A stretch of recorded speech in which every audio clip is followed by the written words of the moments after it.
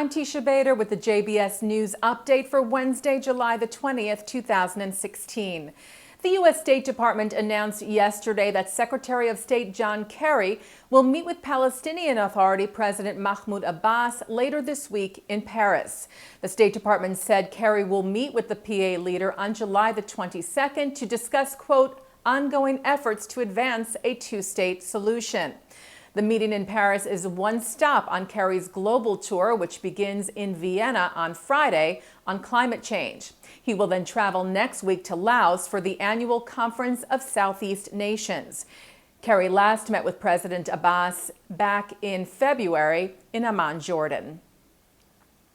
And in Paris today, the Times of Israel reports that Director General of Israel's Foreign Ministry, Dori Gold, signed an agreement with his counterpart from the West African country of Guinea to resume diplomatic ties between the two countries, who severed ties in 1967. The Foreign Ministry said that both countries have come, quote, full circle. The IDF is not commenting on reports that IAF jets hit targets in Syria this morning.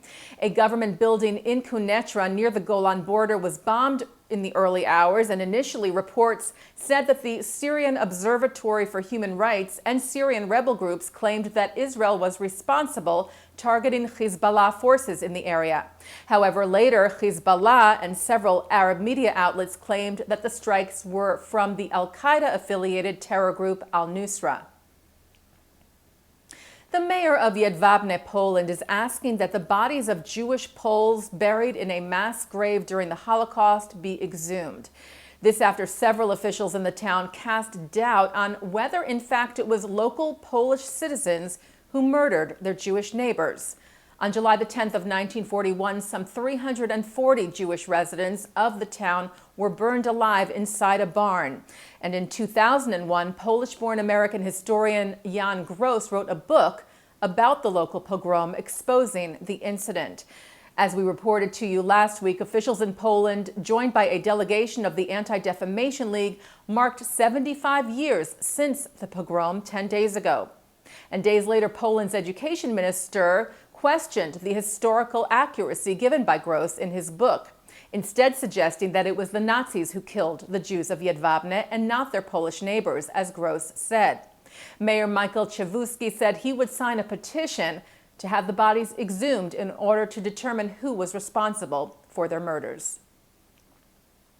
Canada has announced a new ambassador to Israel. Minister of Foreign Affairs Stéphane Dion announced the appointment of Deborah Lyons today. She replaces Ambassador Vivian Barkovici. CEO of the Center for Israel and Jewish Affairs, Shimon Kofler-Fogel, said his group looked forward to working with Lyons to, quote, further strengthen the bond between Canada and Israel to benefit both thriving democracies. And taking a look now at our programming for tonight on JBS. For Wednesday, July the 20th, we continue our exclusive coverage of the American Jewish Committee's Global Forum from Washington. At 7 o'clock, the chairman of the Senate Foreign Relations Committee, Republican Senator Bob Corker of Tennessee, discusses U.S. foreign policy with AJC's Alan Reich. At 7:30, Democratic Congressman Steve Israel of New York and Republican strategist Dan Senor talk about which American political party is best for the Jews, with AJC's Associate Executive Director for Policy, Jason Isaacson. At 8:30, AJC CEO David Harris offers remarks that address the major challenges to Jewish life and the State of Israel. And in other programming tonight at 9 o'clock, Mark Golub sits down with Rabbi Avi Weiss on his philosophy of open orthodoxy on the Chaim.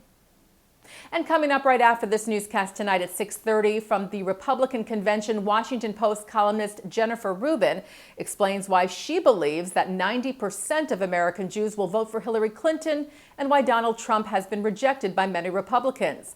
That's with Mark Golub on tonight's In the News. And that's the JBS News Update for Wednesday, July the 20th, 2016. I'm Teisha Bader.